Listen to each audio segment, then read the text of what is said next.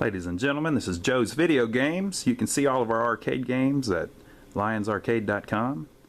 We are back today with a legend. This is a really cool Atari arcade game. You don't see too many of these anymore. This is Hard Drivin' from 1989. When was the last time you saw one of those? They released two versions of this. There was the cockpit sit-down one, and then this is the compact, they called it. Compact, can you believe it? The compact upright one that still had a seat on it. So about the biggest game you can get is a midway cabinet, which is what these over here are, like this Blitz. And then this compact cabinet dwarfs the midway cabinets. I mean, it's huge compared to the midway cabinets. And the reason that it's so big, this was 1989. Atari was just out of control, people. I mean, they were just doing too much. So one thing that they did was when they designed this cabinet, they decided that they wanted to put the monitor, for whatever reason, in the top of the cabinet. So the monitor is way up there. That's why that sign is so big. The monitor's behind it. And then it aims down at that mirror. See it? That's the actual tube that you're looking at. It aims at that mirror so that you can see it. And by doing that, they made it where it looks real deep, so you can see, you can get that little effect.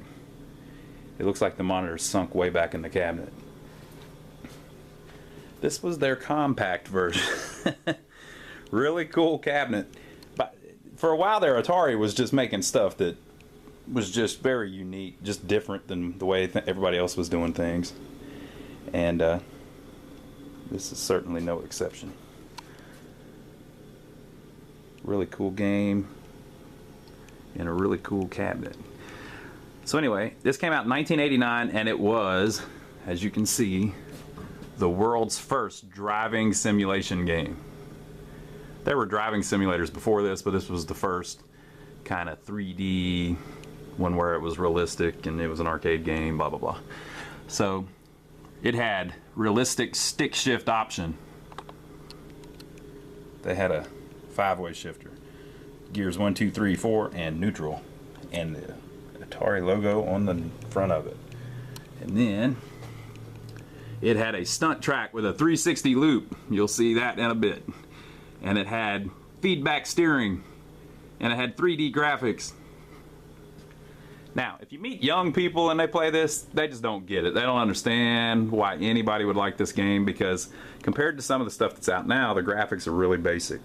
But if you were around in 1989 when this came out, this was the most advanced thing out. It was like almost like an event to play the thing. I mean, if you went in the arcade, it would be like $1 a play, and adults would play it. I mean, it was just, it was so much like driving a real car that it was just different than most of the games that were out.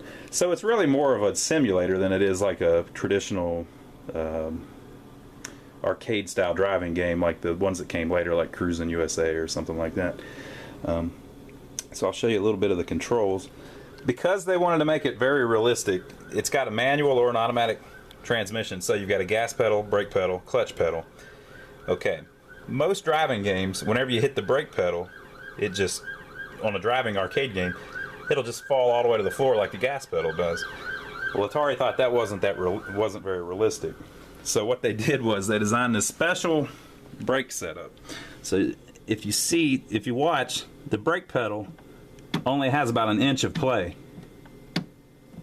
And the reason that they did that was because they wanted it to be realistic. And if you think about it, in a car, whenever you hit the brakes in a real car, you've only got about an inch of play until they grab the wheels, and then the harder you press the pedal, the more the brakes work. That's how a real car works. Well, then if you think about driving arcade games, most of them aren't made that way.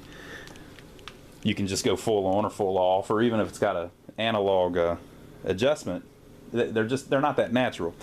So the way they made that natural was they only made it where the pedal could move an inch, and then the weight of your foot starts bending the pedal very slightly. And they put what's called a strain gauge on the metal on the back of the pedal. so that it can detect just a slight variance in how straight the pedal is. So as the weight of your foot starts to bend the pedal, it knows that you're pushing harder on the pedal than if your foot's just resting on it.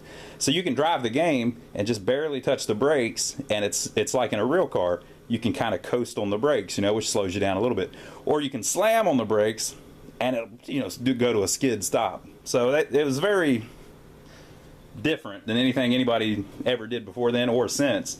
And it's broke a lot of times, to be honest. A lot of times that'll break, but this cabinet here, we've got it all fixed up, and that strain gauge still works fine. So, but there was only one track on this game.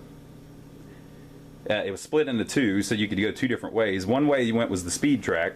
You just tried to go as fast as you could, and there was a few turns and jumps and stuff like that. And then the other way was the stunt track, which had a big 360 loop, which at the time everybody thought was just the coolest thing ever. And he's about to go up it right now, actually, on the attract mode.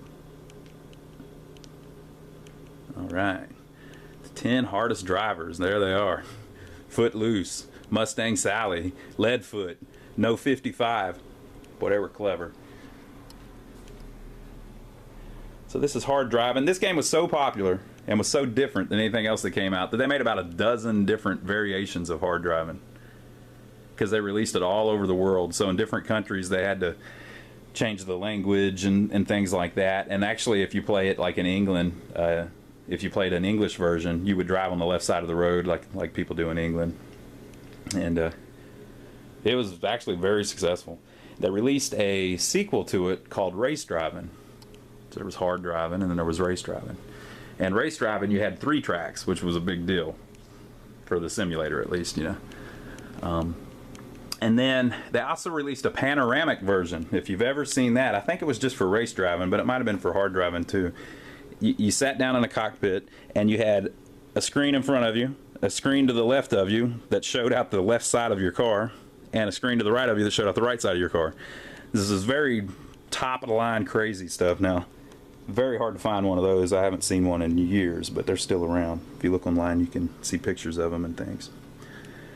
So there you have it. That is a compact hard driving, and we've got it running pretty good. So what I will do is set up the tripod, and we'll play through it a little bit, and you can see what the gameplay is like. All right, folks, I have the tripod precariously placed here, so we'll see how this works. It says above you can see a map of the hard driving racetrack, composed of an outer speed track and an inner stunt loop. So here's part of the stunt loop. We're just watching it on the track. We'll watch the computer do its thing. The computer will probably be a much better driver than me, because this is one of the toughest freaking games ever released, in my opinion.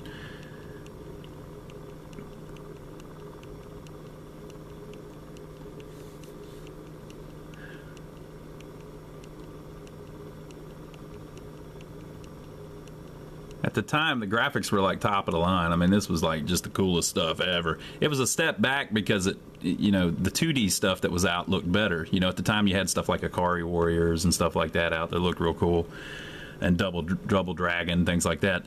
But then this came out and it was completely in 3D from like a first-person point of view, which was just mind-blowing. Combining an accurate model of race car handling with true 3D graphics and force feedback controls, you can't get closer to the thrill of real racing without a fireproof suit. But they were really selling it, weren't they? And all of the gauges down at the bottom actually work while you drive. Some of the things don't make any sense, like you can run out of gas, but you don't run out of gas. So some of that stuff's kind of weird. And to start the car, every time you wreck, they show a replay of the wreck, and then you have to restart the car with the ignition key, because again, they were trying to make it very realistic. So we'll go ahead and start it, and we'll see where I can get. Now you can do, you know, clutch or automatic. I'm definitely doing automatic because this game is hard enough. Turn key to start. And this guy, the green guy, always gets in your way. Like, he always, you know, riding the brakes and stuff. We'll try the speed track first. I'm trying to stay away from the guy a little bit. You have to go fast enough, though, so that you make it. You got to beat the train. There's a train. There's actually one outside of my building right now, but there's an actual train in the game, and you have to go fast enough to beat the train to the crossing.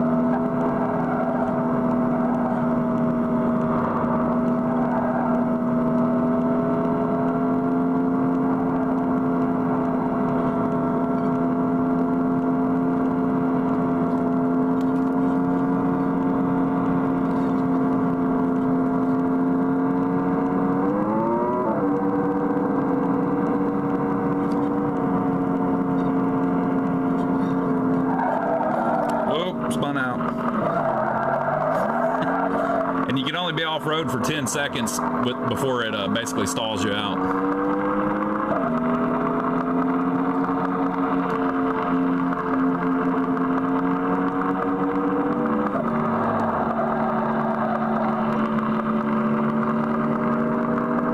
I'm going the wrong way, it says. I think it thinks I'm still off-road.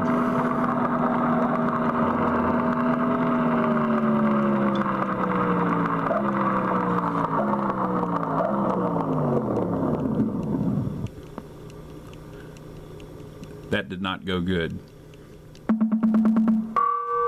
I was going the right way. What are they talking about? All right, let's try it again.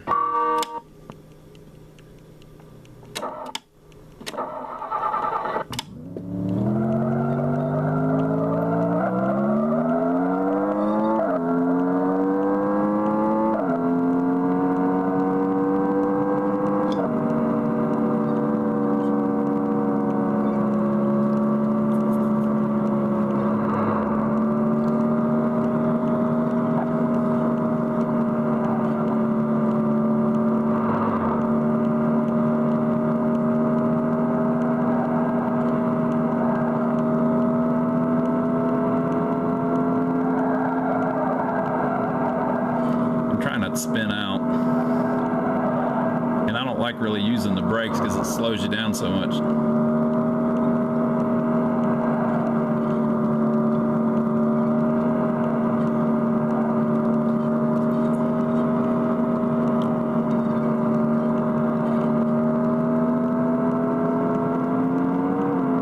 Okay, I think this is where I screwed up before.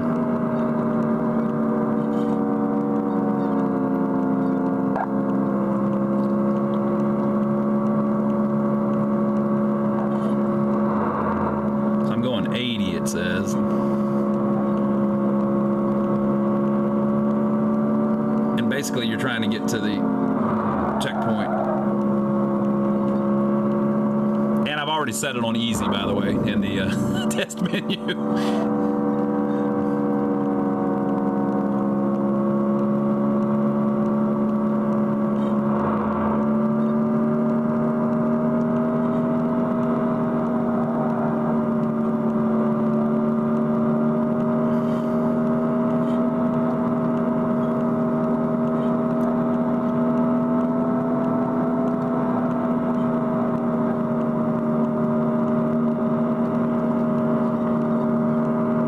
You don't have to beat the train. I guess it's not moving. Maybe I should get on it. Extended play, yeah. So I'm gonna do that same course again, the speed course. Because the stunt course, the stunt is you just wreck over and over again. And if you get good enough on the speed course, I think you get to go to like a championship round where you race the best time or something. I'm going a little faster this time.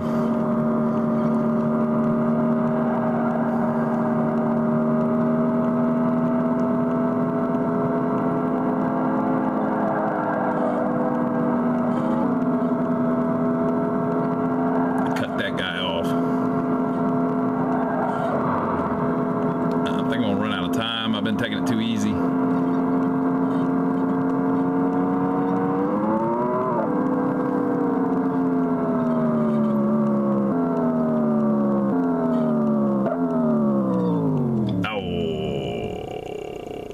game over again. As you can see, it's a very challenging game. Race to the checkpoint for extra time and the finish line for extended play. All right. So this time we'll take the stunt track. See the guy riding the brakes? I hate that crap. And if you hit him, you wreck, you know? Look at this. Look at this.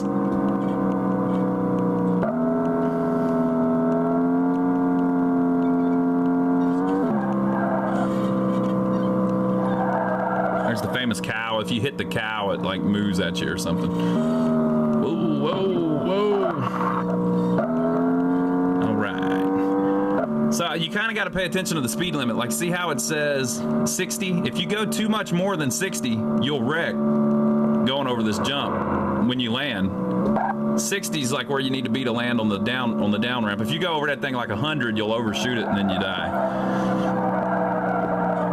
But the loop, well, it says 62. I think it said 60 minimum. So I'm gonna try going faster though. And I hope there's nobody in my lane. All right, now this one's the bad one. Oh, okay, I made it. All right, we're good.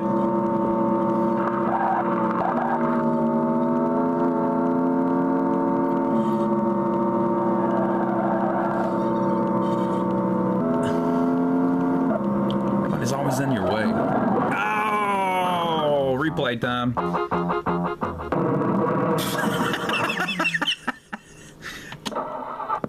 Got to start my hoopty back up. It's actually a Ferrari. It's not really a hoopty.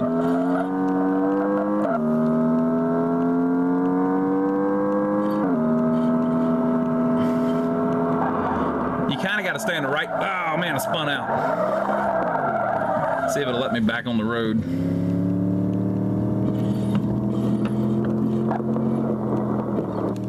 There we go. We made it back on. Sweet.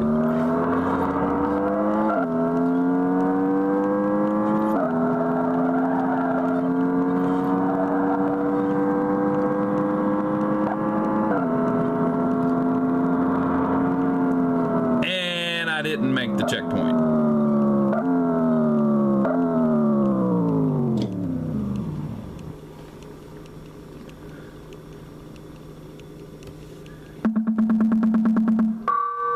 So close. All right, we're gonna try it again. One last time.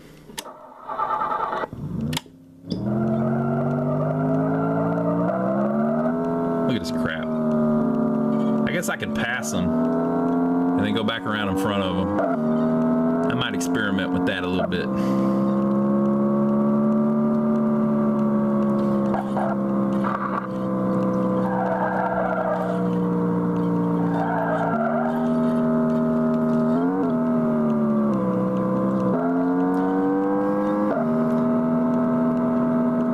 So they're saying 60. I'm gonna try to be around that.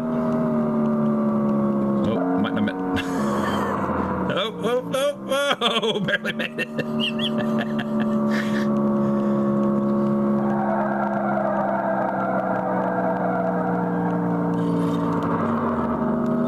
Okay, I'm gonna go ahead on this lane. And hopefully nobody's on this side. All right.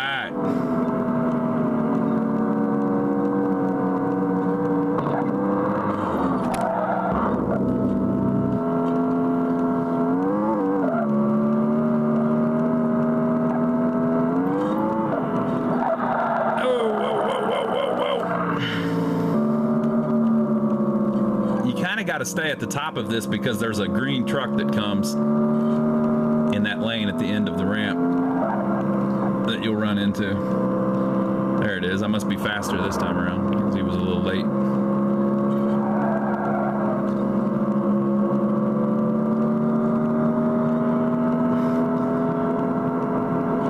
And it kind of helps you to pay attention to the speed limits.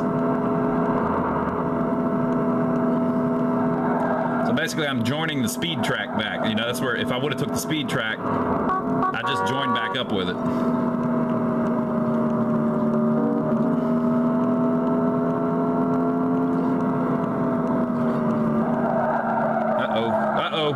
Uh-oh. Better go around the barn instead of through the barn. Uh-oh. Uh-oh. Uh-oh.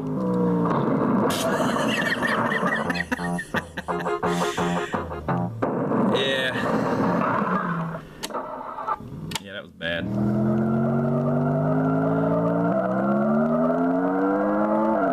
Let's see if we can get the cow for everybody. Oh, no.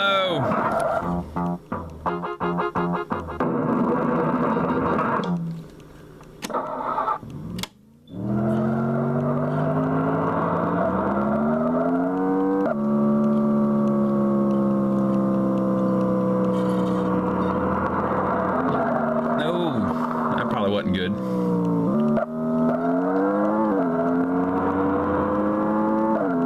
And I'll overshoot the ramp, show you what that does.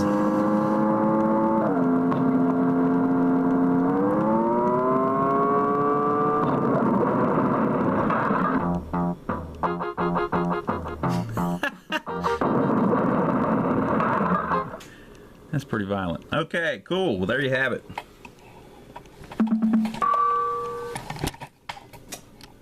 That is Atari's hard driving. Looking cool. Still working, 1989. Still up and running.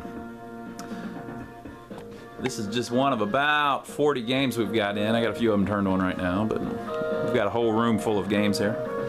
And we usually buy them broke and we fix them up and then sell them, but we like to shoot videos of them just so you can see some of the cool stuff that maybe nobody's seen for a while. I haven't played one of these in a long time, so it was cool getting one of those in that we could fix up.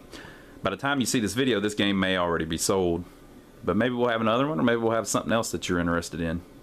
You can see all of our videos at lionsarcade.com. I mean, all of our games that we have available at lionsarcade.com. You can see all of our videos that we shoot here on YouTube if you subscribe to us. And if you want, you can just stop by our shop. We're in downtown Rock Hill, South Carolina. That's about 15 minutes south of Charlotte, North Carolina, and we've got a whole bunch of games for sale, and we sell classic video games and all kinds of fun stuff. So we will see you next video.